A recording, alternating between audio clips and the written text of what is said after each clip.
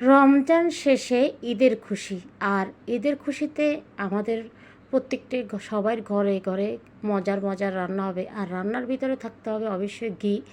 ঘি সবার ঘরে ঘরে থাকে, কারণ ঈদ উপলক্ষে সবাই অনেক ভালো ভালো রান্না হয়, তাই ঘি না দিলে খেতে ভালো লাগে না। তো ঘিটা কীভাবে রান্না বানাতে হয়, মানে আপনার ঘরে থাকা যে আপনারা অনেক আমাদের প্রত্যেকটা ঘরের ভিতরে তো এখন সবাই কিন্তু দুধ দুধ যারা দুধ খান কিংবা দুধ জাল দিয়ে সরগুলা ফ্রিজে রেখে কিছুদিন পরে দেখা যাবে কিছু সর হয়ে গেছে, তো ওগুলা দিয়ে কিন্তু আমি আমার ঘরে অনেকগুলো সর ছিল দুধের সর, তো দুধের সরগুলো এগুলো কিন্তু বাজারে কিনতেও পাওয়া যায়। আমি যেহেতু আমার বাচ্চা দুধ খায়, সেই চিন্তা করে মানে ও দুধের সরগুলো খায় না, তো ওই দুধের সরগুলো আমি ফ্রিজে রেখে প্রায় এক এক কেজি থেকে 1.5 কেজি পরিমাণ মানে আমি ফ্রিজে জমায় ফেলছি।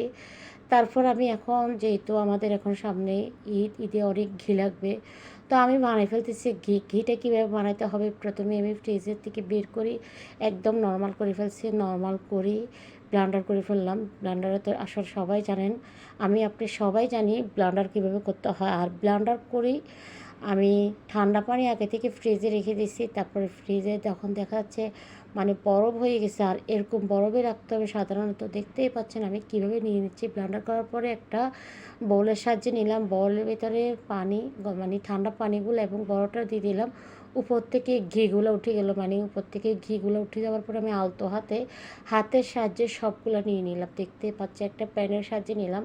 আর সাধারণত ঘিগুলো বানাইতে হয় অথবা লোহার কড়াইতে অথবা প্যানে, এই ধরনের প্যানগুলোতে বানাইলে ঘিগুলো ভালো হয় এবং কালার সুন্দর হয় এবং আপনি অনেকগুলো ঘি হয়। তো দেখতে পাচ্ছেন আমার আস্তে আস্তে মানে যখন চুলার উপরে দিয়েছি আস্তে আস্তে ঘি বের হয়ে যাচ্ছে।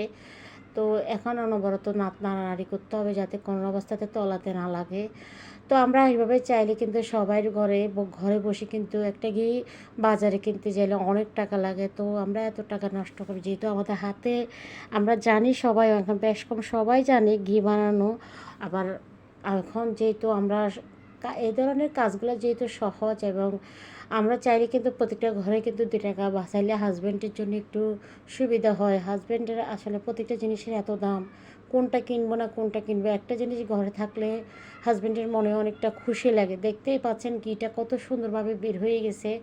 তো আমি এখন চুলা থেকে নামাই ফেললাম, নামাই এক সাইড করে চুলার এক পাশে করে রেখে দিলাম। দেখতেই পাচ্ছেন আলতো হাতে বের হয়ে গেলো, তো আমি চামচের সাহায্যে একটা চাটনির সাহায্যে মানে বাটির মধ্যে নিয়ে নিচ্ছি। যখনই নর্মাল হয়ে যাবে তখন আমি আপনি চাইলে কাচের বয়ম অথবা প্লাস্টিকের বয়ম, তবে কাচের বয়মগুলোতে রাখলে দেখা যায় অনেক দীর্ঘদিন থাকে, আর ফ্রিজে রাখলে তো কথাই না, অনেক দিন থাকবে। তো কেমন হয়েছে আমার ঘিগুলো অবশ্যই কমেন্টের মধ্যে জানাবেন। সবাই ভালো থাকবেন, আমার জন্য দোয়া করবেন, ভিডিওটি ভালো লাগলে শেয়ার করবেন, আমাকে একটু সাপোর্ট করবেন।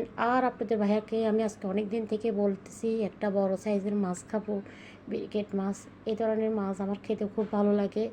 আসলে মাছ সবাই খায়, একটু বড় সাইজের মাছ আমি এই ধরনের এরকম এত বড় মাছ কখনো আগে খাইনি, এই ফার্স্ট আপনাদের ভাইয়া আমার জন্য কিনে আনছে, বলছি আনছে, অনেক খুশি লাগছে। আল্লাহ আপনাদের ভাইয়াকে ভালো রাখুক, দোয়া করবেন আপনাদের ভাইয়ের জন্য, আমার জন্য। আমাকে একটু সাপোর্ট করবেন, ভালোবাসা দিবেন, সবাই আমার পাশে থাকবেন। আল্লাহ হাফেজ, আসসালামু আলাইকুম।